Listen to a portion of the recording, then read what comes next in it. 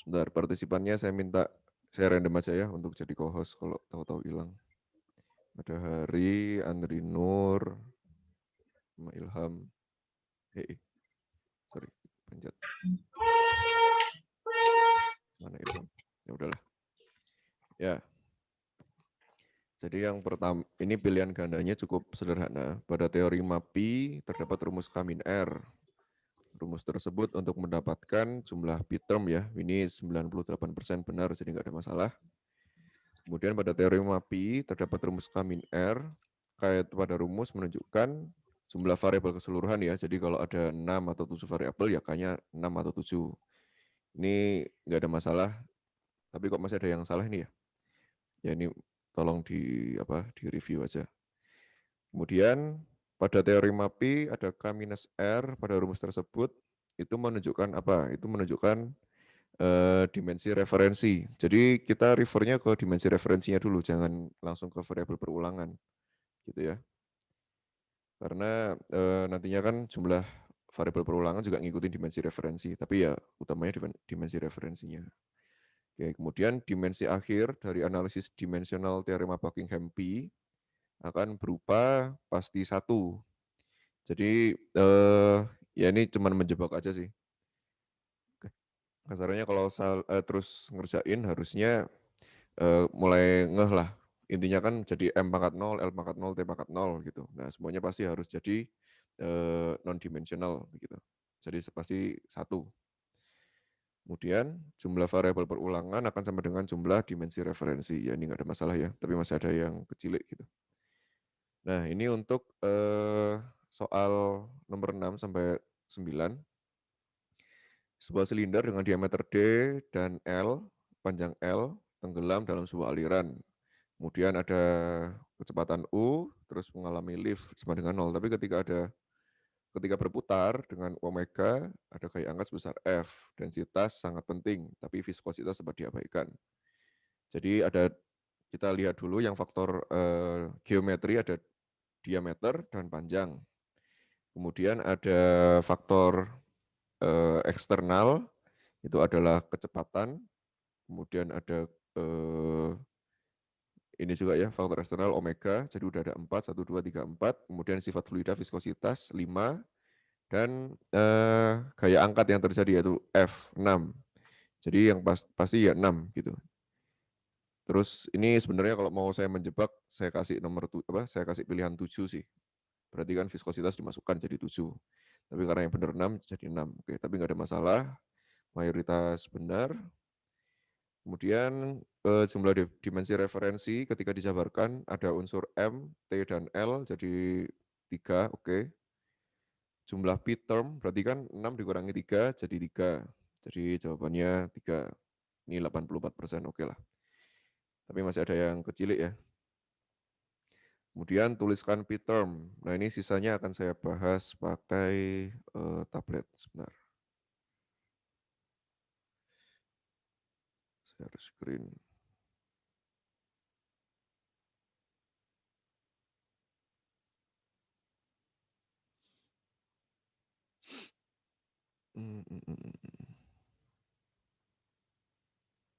Tuliskan bit termnya. Ya. Jadi bit term ini sebenarnya kalau sudah kebiasaan akan ini sih keluar sense-sense-nya gitu. Jadi kan kita tadi sudah membahas akan ada 6 variabel, jadi ada 6 variabel di sini.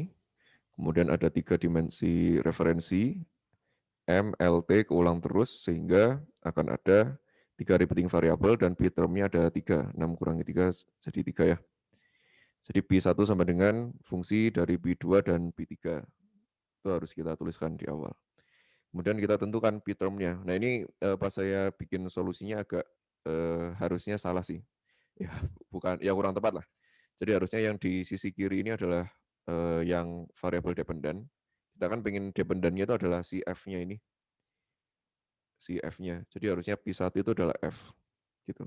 Tapi saya taruhnya di B3, tapi pada bagian akhir saya balik dikit. Karena kita mau lihat F, maka kita tukar P1 dengan P3. Jadi P3 sama dengan fungsi dari P1 dan P2. Ya. Tapi untuk mencari P term-nya nggak ada masalah. Tinggal pakai prinsip repeating variabelnya adalah U, rho, D. Ini kan sangat umum ya, U, rho, D. Kalau Reynolds kita bisa arahkannya ke bilang Reynolds rho VD per mu kan palingnya. Cuman karena nggak ada mu, ini yang paling mendekati adalah koefisien drag. Begitu. Jadi ada setengah rho U kuadrat kalikan D. Nah itu adalah si koefisien drag. Jadi kalau melihat di sini akan ujung-ujungnya akan ke koefisien drag nantinya. Kemudian P1 kembali lagi kita pakai L terus kan nggak ada pangkatnya ya. Kemudian U rho D, A pangkat B pangkat C. Kemudian tinggal di solve untuk P1. Jadi L ini kan kita lihat dulu M karena di ruas kirinya nggak ada untuk L. Jadi untuk panjang kan nggak ada dimensi massa ya, jadi 0. Kemudian untuk kecepatan tidak ada dimensi massa sama dengan 0. Kemudian untuk densitas ada dimensi massa, massanya kan kilogram aja, jadi B. Kemudian untuk diameter tidak ada dimensi massa maka 0, maka B sama dengan 0 gitu. Kemudian untuk yang P yang kedua kita pakai omega. Tadi yang pertama L sudah beres ya. Sorry, yang apa namanya? Yang M udah beres. Kemudian yang T, sorry belum kopi 2. Yang T, kita lihat yang T. T-nya pada dimensi yang pertama untuk L nggak ada 0. Kemudian yang kedua ada -1, jadi min A. Kemudian untuk di densitas tidak ada waktu, jadi 0. Kemudian pada diameter tidak ada waktu, jadi 0, maka A sama dengan 0. Kemudian si yang terakhir untuk D, untuk L, dimensi L pasti ada, jadi 1. Kemudian untuk kecepatan ada meter per second ya, jadi A. Kemudian L untuk di densitas kilogram per meter kubik jadi -3. Kemudian yang terakhir L sendiri adalah C begitu. Jadi kita inputkan A sama dengan 0, kita inputkan A sama dengan 0, kemudian B sama dengan 0, maka C akan sama dengan -1. Maka P1 sama dengan L per D. Jadi ini sebenarnya sudah sangat obvious sih. Jadi yang ada L itu cuman, ada dimensi L itu cuman panjang dan diameter dari silinder. Jadi sebenarnya kita udah kebayang langsung L per D. Jadi opsinya juga bisa kalian tulisnya dengan cara intuisi gitu. P1 sama dengan L per D. Kayak gini nggak apa-apa. Kalau memang sudah biasa, jadi cara intuisi P1 sama dengan L per D, atau misal contoh yang lain ya nanti bilangan Reynolds, bilangan koefisien drag, bilangan Freud, bilangan Mach number, dan lain-lain, itu bisa pakai cara si intuisi ini. Cuman ya memang tools-nya harus sudah punya banyak pemahaman ya. Kemudian P2 ini pakai omega satuannya sepersecond, rotasi gitu ya. Ya udah, tinggal di-solve dengan cara yang sama, maka didapat U per omega D. Kemudian yang P3 dengan cara yang sama dapat bentuknya seperti ini ya. F P rho U kuadrat D kuadrat gitu ya. Jadi ini mirip dengan koefisien drag, tapi kurang angka setengahnya aja gitu. Jadi tinggal variabel-variabelnya dimasukkan, maka inilah jawaban akhirnya. Kalau diminta pertanyaan adalah B-term. Begitu. Ada pertanyaan untuk sini dulu? Pak, saya mau nanya Pak, Uh-uh.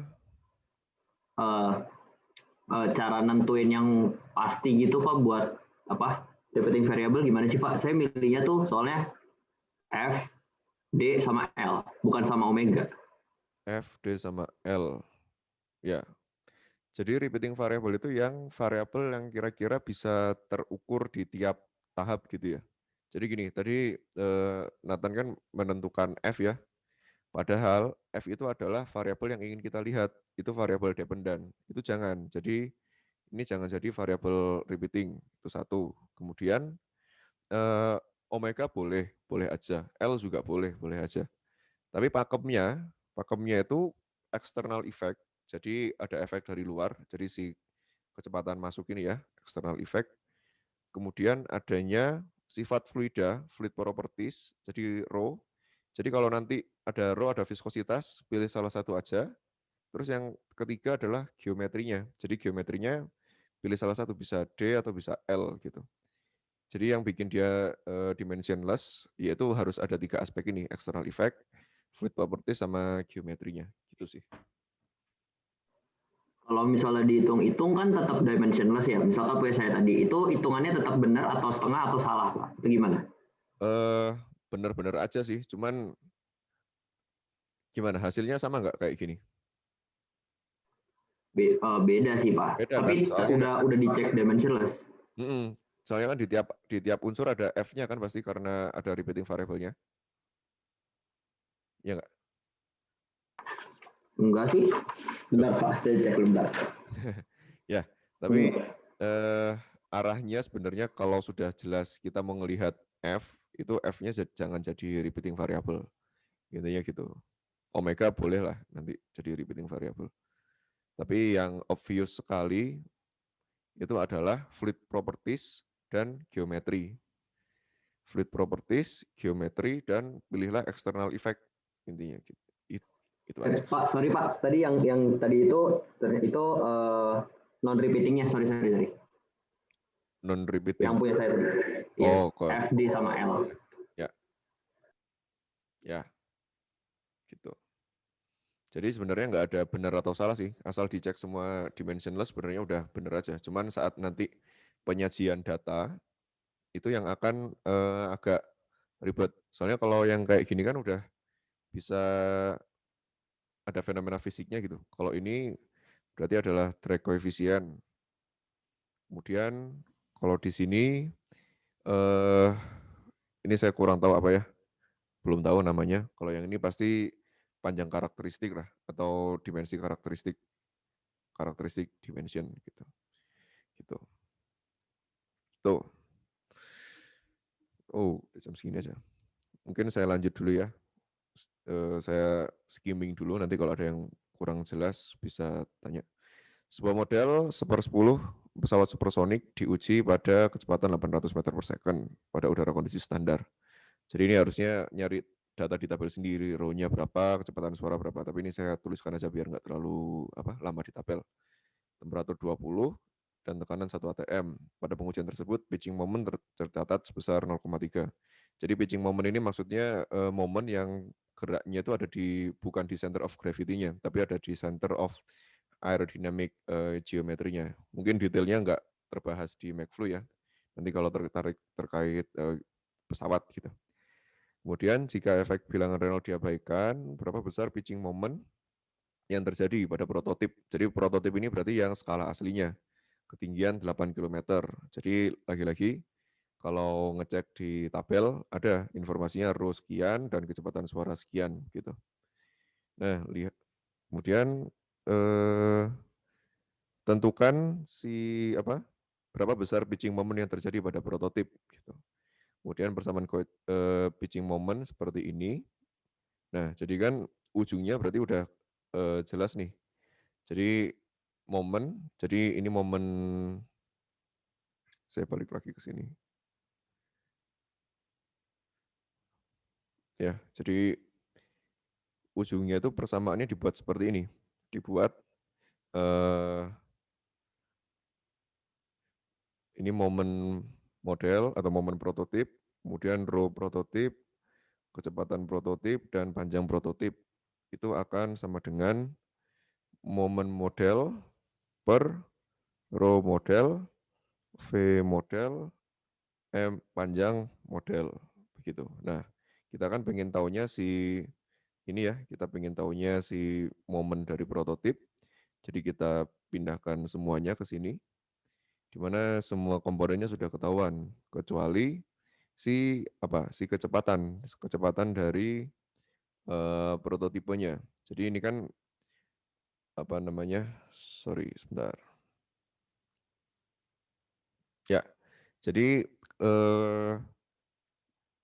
pengujian ini validnya hanya pada bilangan mah sama dengan mahnya model. Begitu. Jadi mahnya model itu adalah 800 dibagi 340 meter per second. Gitu. Jadi ini spesifiknya hanya kasarannya gini, kasarannya si angka yang didapatkan di pitching moment itu hanya 0,3 ini hanya berlaku saat Mach number-nya 2,35.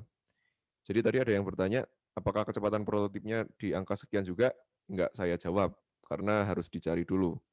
Dengan cara di V per P, jadi kecepatan prototipe dibagikan dengan kecepatan suara pada saat 8 km di atas permukaan air gitu ya. Maka dapat kecepatan prototipe 700 sekian.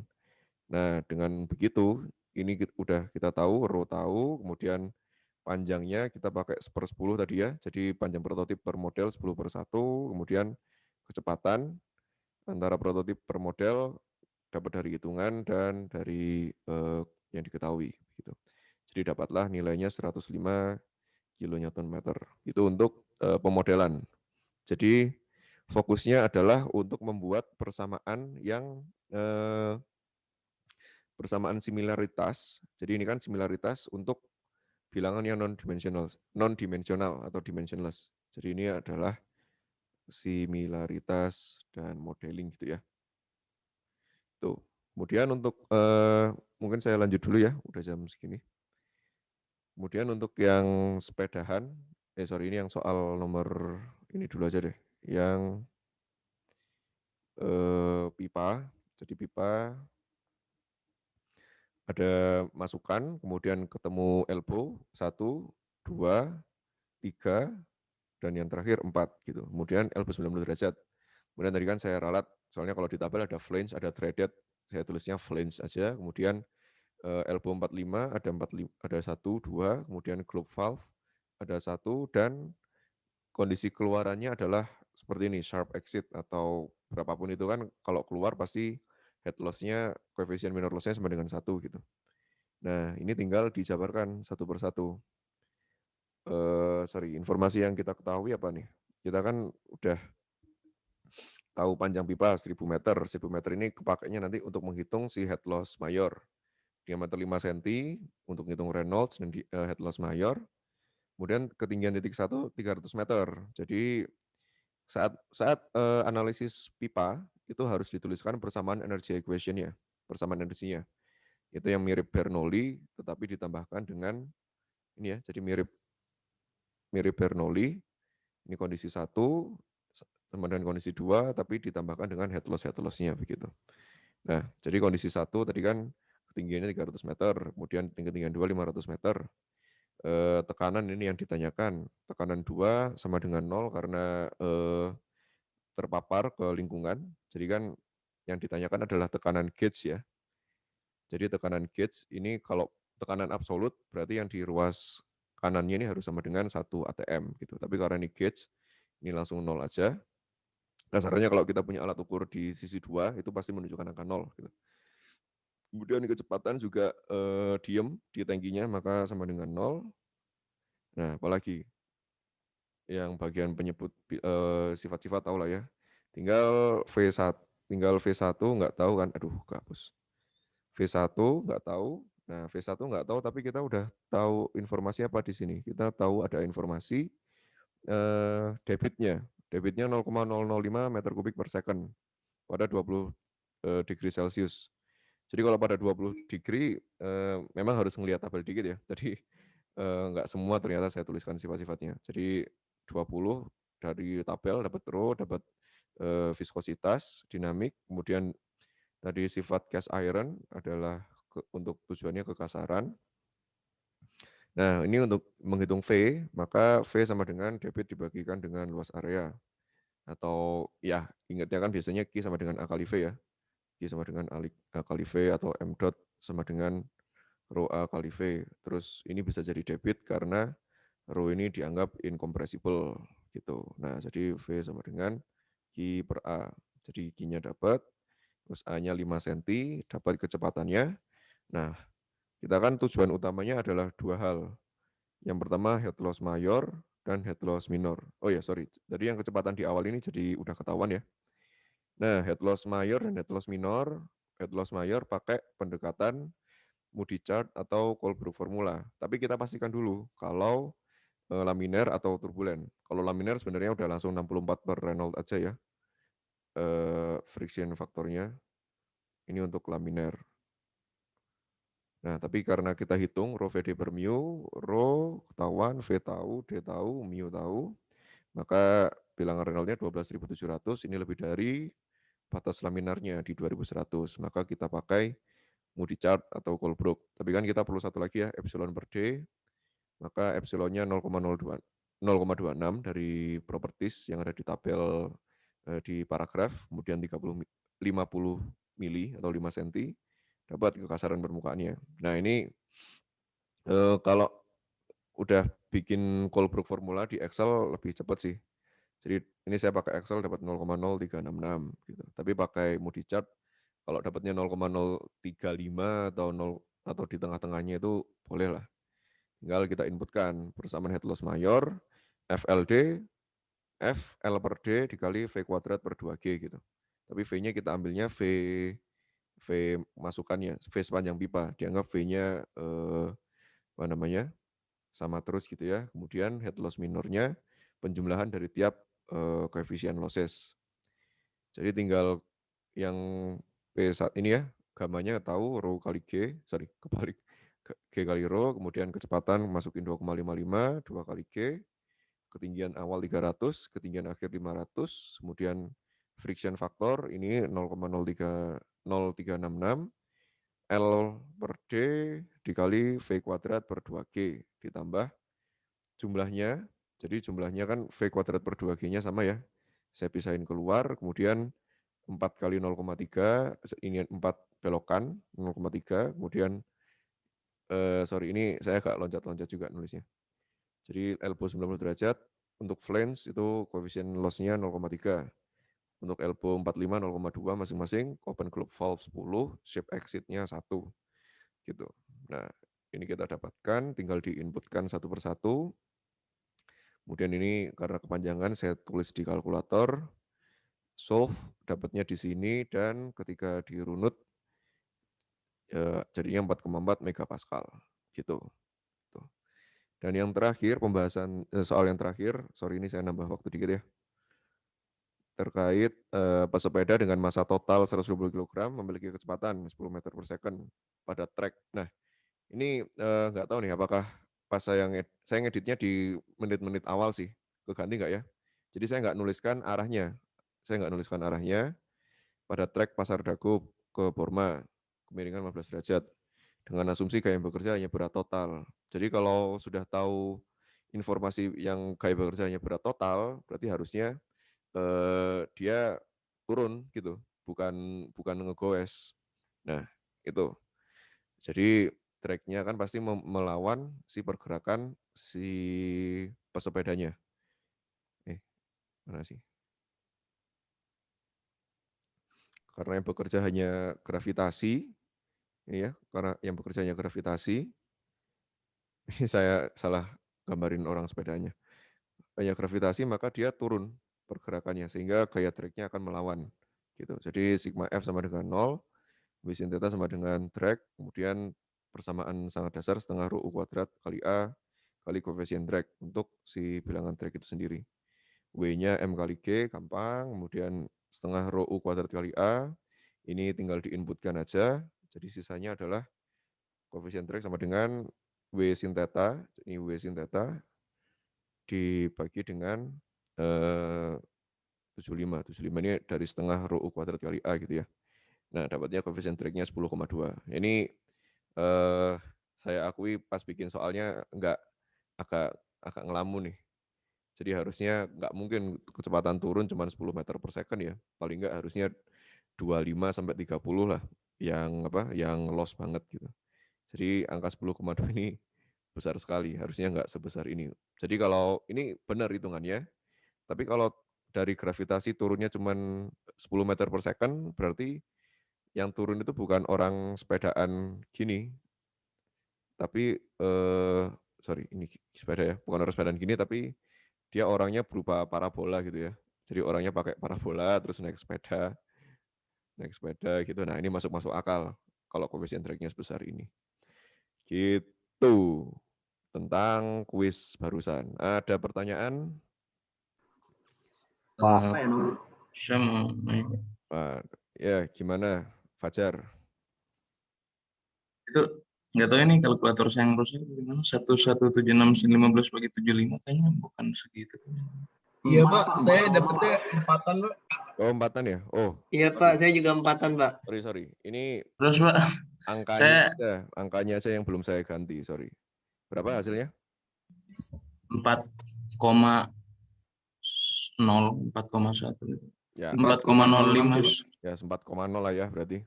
Ya, oke. Ini kalau nggak salah soalnya pas bikin soal saya ganti-ganti. Tapi solusinya mungkin kelupaan. Oke, terima kasih Fajar.